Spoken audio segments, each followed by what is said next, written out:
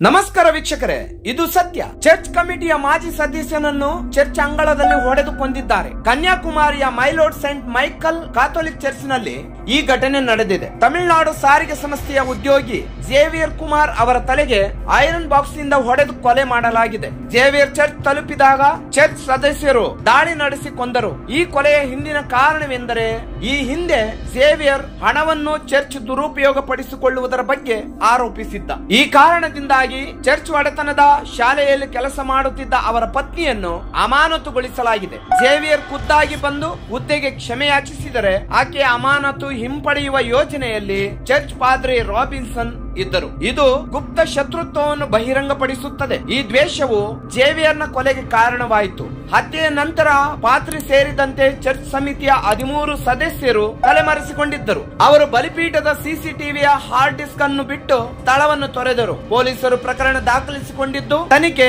ಪ್ರಗತಿಯಲ್ಲಿದೆ.